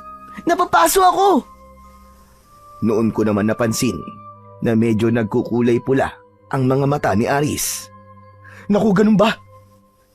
Pasensya na. Pigilan mo ang pagiging aswang mo, Aris, ha? Namumula mga mata mo. Yang medalyon mo, Kuya Redentor, tignan mo. Kakaiba ang ilaw niya. Kakaiba rin ang nararamdaman ko ngayon, Kuya, sa nangyayari sa pinuno namin. Kinakabahan ako. Kayong dalawa, bilisan nyo. Sumunod kayo sa amin ni Leda. Sa kayang medalyon mo, Redentor. Kapain mo lang at humanda ka sa iuutos dyan sa iyo. Lahat tayo ay kailangan maging alerto at maparaan. Kailangan matalo natin ang pinuno ng mga aswang. Diyos ko, ang mga pangontra ko, Tonyo, sabay-sabay silang umiinit at kumukulo. Nakakakaba naman ito. Mukhang iba talaga ang lakas ng mga aswang na kasama ang kanilang pinuno. Mukhang mahihirapan tayong kalabanin sila. Inuulit ko, makinig kayong mabuti. Maging alerto kayo at mag-isip na mabuti kapag kaharap na natin ang pinuno. Obserbahan nyo ang bawat nasa paligid. Tandaan nyo ang kakayahan ng pinuno na manglito. Pagpapalit-palitin niya ang mga anyo nilang mga aswang. Ibig sabihin ay kasalukuyang nasa ibang katauhan siya. Kaya obserbahan niyong maigi ang mga makakaharap nating mga aswang. Talasan niyong maigi ang inyong pakiramdam. Tungkol naman sa posibleng paggana ng mga medalyon namin ni Redentor, baka pagpalitin-palitin din ang mga katauhan natin para lituhin din ang pinuno. Dapat ay handa tayong maging mapagpanggap. Nakukuha niyo ba mga sinasabi ko? Sabay-sabay kaming nagsitango ni na Lola Leda at Aris. Si Aris noon ay mukhang hindi na iwas sa amin dahil sa mga sinabi ko sa kanya kanina. Samantala, nang palabas na sana kami sa isang lagusan ng kuweba, ay napamura na lamang si Mang Tonyo.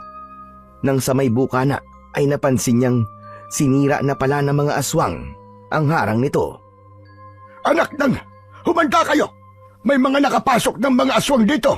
Kailangan nating umatras at sa kabilang lagusan naman tayo daraan. Aatras na sana kami para umalis nang biglang lumitaw naman ang nakapasok na mga aswang. Nang makita kami, mabilis kagad ang mga itong sinugod kami. Nang pagkakataong ding yon, ay naramdaman kong may kung anong iniuutos sa akin ang medalyon ko. Kaya naman ay inilabas ko ang lanseta kong gawa sa pilak at ang latigong ibinabad sa pangontrang langis na ibinigay sa akin ni Mang Tonyo. Aris, sumunod ka lang kay Mang Tonyo at Lola Leda. Ako nang bahala rito sa likuran nyo. Habang umaatras kami, ay kinalaban ko ang mga sumusugod na mga aswang. Napansin kong habang tumatagal ay parang natitigilan sila at nag-uusap sa kanilang mga mata. Maya-maya pa ay narinig ko ang isa na wag daw akong kakalabanin pagkat baka raw magising ang pagkaaswang ko. Doon naman may ibinulong sa akin ang medalyon ko. Nasa katauhan daw ako ni Aris sa paningin ng mga aswang. Nagulat ako roon, lalo na nang marinig ko pa ang isang aswang na kinukumbinsi akong sumama na lang sa kanila. Sinagot ko sila. Hindi! Hindi ako sasama sa inyo! Subukan niyo akong salingin at gigisingin ko ang pagkaswang ko! Diyan lang kayo at huwag susunod sa amin. Kung hindi, ay pagsisisihan nyo at malalagot kayo sa pinuno! Napalingon naman sa akin sina Mang Tonyo at Lola Leda na nagtataka at napapaisip. Alam kong alam na nila kung ano ang nangyayari. Nasulyapan kong napatango si Mang Tonyo at binulungan sina Lola Leda at Aris. Nang malapit na kami sa kabilang lagusan kung saan kami unang nahulog ni Lola Leda, ay napamura na naman si Mang Tonyo. Paano ay nakapasok na rin pala mula roon ang isa pang grupo ng mga aswang at kasama roon si Leon. Todo ngisi ang buang. Aha! At dito pala kayo nagtatago, ah? Pwes, malas nyo na lang. Dahil nakulong namin kayo ngayon. Hinarap ni Leon si Mang Tonyo at iba ang tawag nito rito. Inakala nitong ako si Mang Tonyo. Ibig sabihin, ang katauhan ko ay naipalit naman kay Mang Tonyo sa mata ng mga aswang. Bali ako si Aris at si Mang Tonyo naman ay ako. Ibig sabihin, ang katauhan naman ni Mang Tonyo ay nakay Aling Leda at si Aris naman si Aling Leda. Pinakadelikado ang katauhan ni Aris dahil aakalaing siya ang bulag at pinakamahina. Kailangan ko pa rin siyang protektahan. Ibinulong ko yun kay Mang Tonyo at ito na ang nagpaliwanag sa katauhan ng dalawa. Ano, Redentor? Ano? Dito ko natutuldukan ang pagiging bida-bida mong anak ka ng tokwa. Narito ng pinuno namin. Lagot kayo ngayon. Pero problema nyo na kung nasaan siya. Basta't narito siya. Sumagot naman si Mang Tonyo na akala ng mga aswang ay ako, kaya boses ko ang maririnig. Diablong buwang ka! Naburdado ng peklat ang mukha! Kabisado ko na ang pinuno nyo. Baka kayo ang lagot! Hindi nyo alam kung anong pinaghahandaan namin. Ikaw at ang pinuno nyo ang tutuldukan namin ngayong gabi! Ginagalit mo talaga ako ah! Pwes, tignan natin kung hanggang saan ang angas mo! Biglang pumitik sa hangin si Leon. Bunga nito ay kagad nangamatay ang sindi ng mga sulong nakasabit sa mga dingding ng kuweba. Binalot kami ng pusikit na kadiliman. Nanginginig na kumapit sa akin si Aris. Kuya Redentor, natatakot ako. Sobrang dilim. Hawakan mo akong maigi, kuya. Baka bigla na lang akong dukutin ng mga aswang. Huwag ka mag-alala, Aris. Nakalimutan mo na ba ang ibinulong sa'yo ni Mang Tonyo na si Aling Leda ang katauhan mo? Ako naman, ang nasa katauhan mo. Ako ang tatangkain nilang dukutin, pero hindi nila yung basta-bastang magagawa. Pero nakakatakot pa rin po, kuya. Saka parang may kakaiba po nangyayari sa akin na hindi ko po maintindihan. Parang nawawala po ako sa sarili ko. Ano bang ibig mo sabihin na parang nawawala ka sa sarili mo? Ngunit hindi na nakasagot pa si Aris nang biglang marinig naming pumitik din sa hangin si Mang Tonyo. Bunga naman ito ay biglang parang may nahawi sa mga mata namin. Nagtatakang tinanong ko si Mang Tonyo kung ano ang nangyari. Kinontra ko ang ginawa ng pinuno ng aswang, Redentor. Lumipat siya sa katauhan ni Leon. Ang Leon na nakikita natin ngayon ay ang pinuno pala mismo. Sa pagpitik ko rin sa hangin na iniutos sa akin ng medalyong ko, ay nabaligtad ang pagdilim ng paligid sa mga mata natin. Igala mo ang paningin mo, hindi ba't nakikita mo pa rin sa paligid ng mga aswang? Pati ang totoong katauhan nila ay nakikita na rin natin. Tignan mo si Leon, ay hindi na si Leon. Siya ang pinuno mismo sa totoong katauhan nito. Nang igala ko ang paningin, ay totoong ngang nakikita ko ang totoong pinuno. Pero may isang bagay na nagpagulat sa amin. Nang balingan naman namin si Aris. Para bang nag-iiba ang anyo nito. Nang lingunin ulit namin ang pinunong aswang, ay napansin naming pati pala to ay medyo nag-iiba ang anyo. Para bang nag-aagaw ang anyo nito at ang anyo ni Aris. Ganon din ang nangyayari kay Aris. Nag-aagawan ang kanilang pagkatao. Sukat noon din ay may natanggap akong utos mula sa medalyong ko na noon ay umiinit na naman at umiilaw. Pati pala si Mang Tonyo ay nakatanggap na rin ng utos. Madali ka, Redentor. Kisingin mo ang pagkaswag ni Aris para hindi siya makuha ng pinuno. Yung palagpakay niya, kaya pinatay niya ang mga sulo. Gusto niya magpalakas para matalo tayo. Ngunit habang binubulungan ako ni Mang Tonyo ng dapat kong gawin, ay narinig din naming inutusan ni Garuno ang mga tauhan niya na sugurin kami anuman ang mangyari. Nangunguna rito ang totoong si Leon. Si Mang Tonyo kagad ang nakita nito pagkat ito ang itinuro rito ng pinuno sa pag-aakalang ako ang matanda. Ang pinuno naman ay nakamata sa akin at parabang pilit nakikipagtalastasan sa mga mata ko. Pakiramdam ko ay hinihipnotismo ako nito kahit malayuan. Inaakala nito na ako ang batang si Aris. Walang ano-ano ay biglang tumalbog ang suot kong medalyon.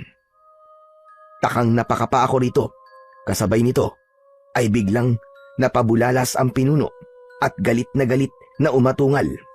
Kaya pala ay nalaman na nito na nililito rin namin siya sa pamamagitan ng mga medalyon namin ni Mang Tonyo. Naramdaman pala nito ang suot kong medalyon dahil sa tangka nitong paghihipnotismo sa akin. Muling pumitik ang pinuno sa hangin at muli akong tinitigan. Napamura ito sa kung anumang natuklasan. Makaraan ay sinambit nitong sa kanya raw si Aris at wala raw makapipigil sa kanya na makuha ang bata. Pagtingin ko kay Aris ay nanlaki ang mga mata ko, nanlalong lumala ang nangyayari sa kanyang pagkatao. Ano na, Redentor? Bakit tuluyan ang makuha ni Garuno ang kaluluwa ni Aris? Dahil nalantad na rin pala ang totoo kong katauhan kay Leon, ay galit na galit ako nitong sinugod at uunahan sana ako sa gagawin ko kay Aris. Anak ng tokwa ka! At tinangka mo pa kami lituin, ha? Pwes, hindi ka magtatagumpay sa balak mong gawin kay Aris. Mga kalahi, pagtulungan natin siya! Sa pagkakataranta, ay inilabas ko ang lanseta kong pilak at marin itong idinikit sa balat ni Aris. Todo sigaw ito at hindi ko tinigilan hanggang sa mamula ang mga mata nito at tuluyang magising ang pagkaaswang. Malakas akong itinulak ni Aris nang makapagpalit ng anyo. Nagulat ako sa sobrang lakas nito. Naibalibag ako at nadamay pa si Mang Tonyo. Pareho kaming tumilapon at lumagapak sa dingding ng kuweba. Sa pagkakatilapon namin yon ay may mabilis na ginawa si Mang Tonyo. Hinubad nito ang suot na medalyon at isinuot sa akin. Kasunod nito ay mabilis itong sumambit ng munting orasyon at pumitik muli sa hangin. Panahon na para talunin mo si Garuno, Redentor. Ngayon mo na ilabas ang lahat mong tapang. Pagdikitin mo mga medalyon sa iyong palad at pagkakalooban ka nito ng kakaibang lakas at talas mag-isip. Sundin mo ang kahit na anong ibulong sa iyo. Sige na, samantalain mo na ang pagkakataon habang nalilito pa si Garuno. Sinunod ko kagad ang sinabi ni Mang Tonyo. Habang pinagdidikit ko ang mga medalyon, ay galit na galit namang hinarap ni Aris si Garuno. Humanda ka sa amin, Garuno!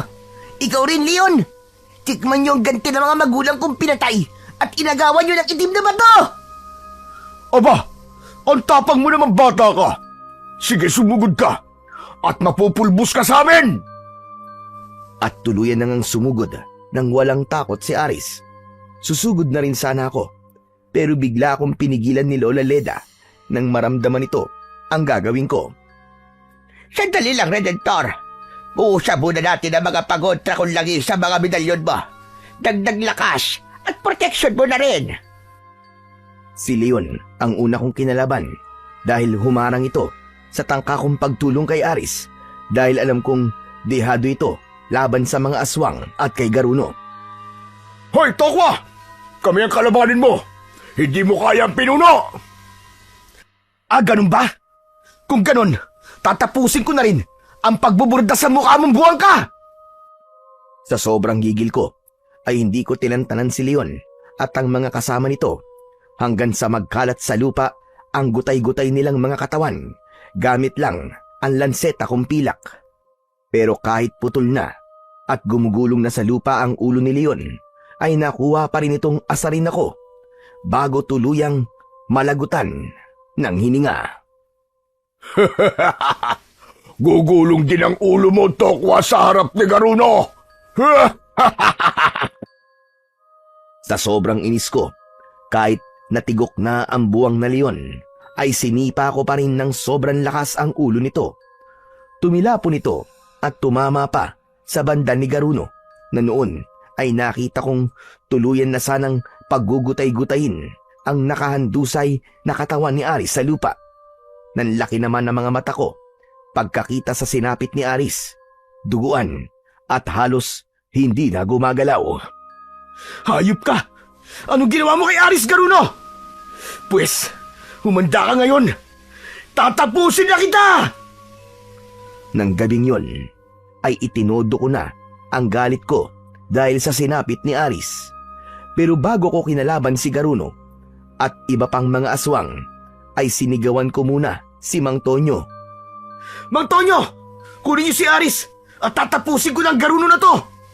Gigibayin ko ang kuwebang ito, kaya tumakas na kayo! Madali kayo! Sumunod naman si Mang Tonyo. Tinangka pa siyang pigilan at kalabanin ng mga aswang, pero malakas din pala ang bisa ng panghampas niyang latigo na ibinabad sa langis ng pangontrang herbal. Maliksi rin ang kanyang mga kilos, kahit matanda na. Ako naman ay nahirapang pabagsakin ang pinuno ng mga aswang na si Garuno dahil sa taglay nito na dobleng medalyon. Pero dahil dalawa rin ang medalyon ko, ay nakokontra ko naman. Oo, malakas si Garuno, nandi hamak sa akin. Pero dahil sa hawak kong lansetang pilak, kada patama ko rito ay humihina ito ng humihina. Maging ang ibang aswang ay nadadamay sa paghina nito dahil ito ang kanilang pinuno. Hindi ko tinantanan si Garuno hanggang sa tuluyang mawalan ng lakas. Nang bumagsak ito sa lupa, ay doon ko na itinarak ang lanseta sa tapat ng kanyang puso. Nangisay si Garuno habang unti-unting umuusok ang buong katawan. Sumunod ay nilamon ito ng apoy. Ganon din ang nangyari sa iba pang mga aswang sa paligid. Paglabas ko ng kuweba ay giniba ko ito. Ibinuhos ko ang buo kong lakas. Doon natapos ang mga kampon ni Garuno. Inilibing ko sila roon. Ako naman, sa sobrang pagod, ay bumagsak na rin hanggang sa mawalan ng malay. Kinabukasan, nagising na lang ako na naroon na sa kubo ni Mang Tonyo. Katabi ko sa higaan si Aris na noon ay gising na rin, ngunit may mga benda ang buong katawan. Pangiwing na pangiti ito sa akin. Salamat, Kuya Redentor. Naipaghiganti na po natin ang mga magulang ko.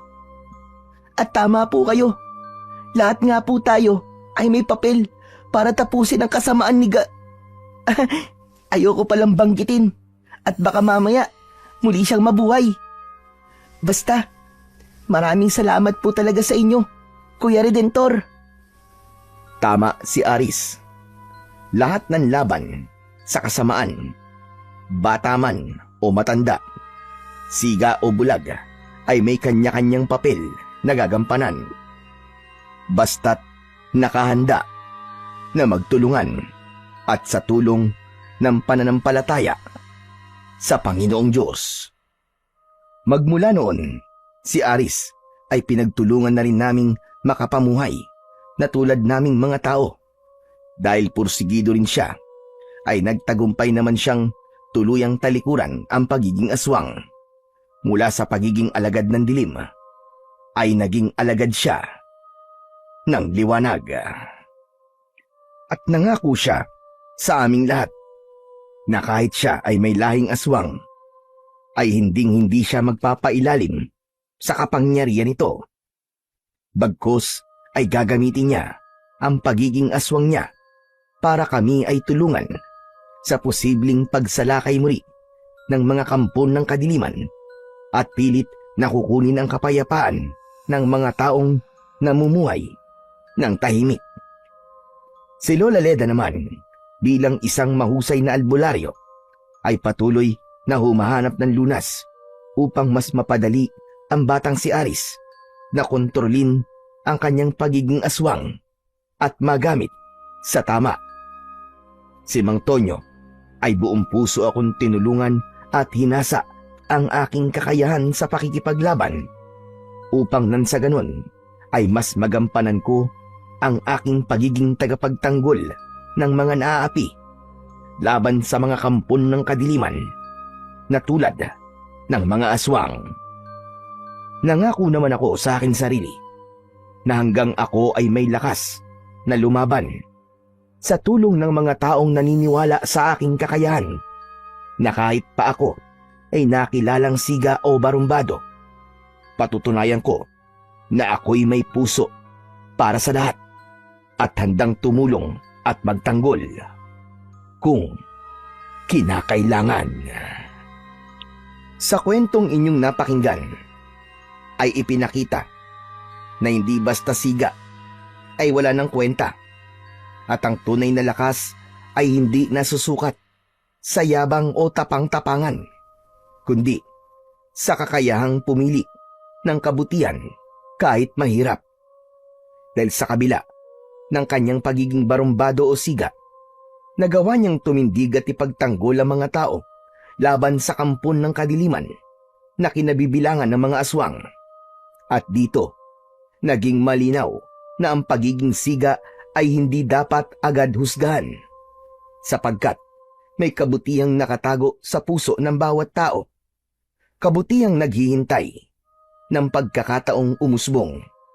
Sa gabay at tulong ng Panginoong Diyos, nagwagi ang liwanag laban sa dilim, at pinatunayan niyang ang kabutihan, gaano man kaliit, ay may kapangyarihang magpabago ng kapalaran.